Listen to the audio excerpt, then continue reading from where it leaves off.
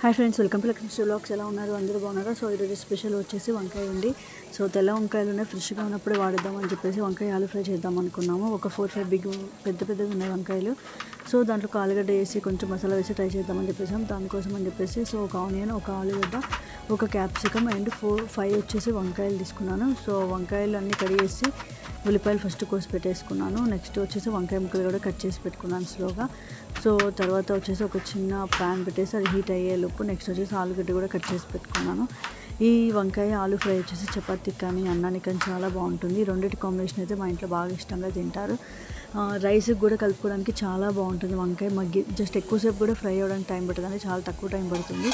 So దానికోసం కడాయి పెట్టుకుని ఒక 2 teaspoons ఆయిల్ వేసుకున్నాను. తర్వాత వచ్చేసి 1/2 teaspoon ఊరదాల్, 1/2 teaspoon చనాదాల్ అండ్ జీలకర్ర ఒక 1/4 teaspoon, ఆవాలు ఒక 1/4 teaspoon, తర్వాత ఒక ఉల్లిపాయ కట్ చేసి ఫుల్ ఇది వేసేసి ఒక ఫుల్ స్పూన్ అల్లం వెల్లుల్లి పేస్ట్ వేసేసి మొత్తం వేయించుకున్నాను. వేయించుకున్న తర్వాత కోసి పెట్టిన వంకాయ ముక్కలు, ఆలుగడ్డ ముక్కలు కూడా వేసాను. ఉల్లిపాయ వేగిన తర్వాత అండి కొంచెం సో కట్ చేసిన ముక్కలు కూడా వేసేసి మొత్తం మీడియం ఫ్లేమ్లో పెట్టుకుని ఫ్రై చేసుకోవాలి.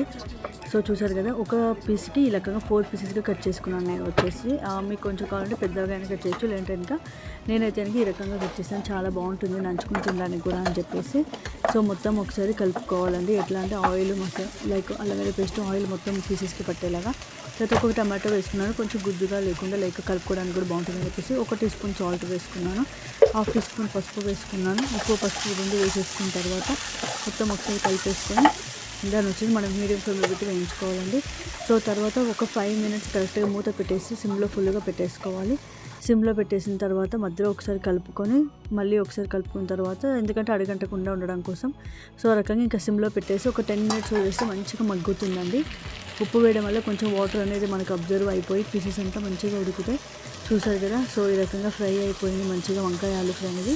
ఒక 2-3 minutes ఉంచేసి తర్వాత ఎంత కావాలో అంత సరిపడా కారం వేసేసి ఒకసారి కలుపుకొని ఆఫ్ చేసుకుంటే సరిపోతుంది. ఈ రెసిపీ మీరు ట్రై చేసి ఎలా ఉందో కామెంట్ బాక్స్లో తెలియజేయండి.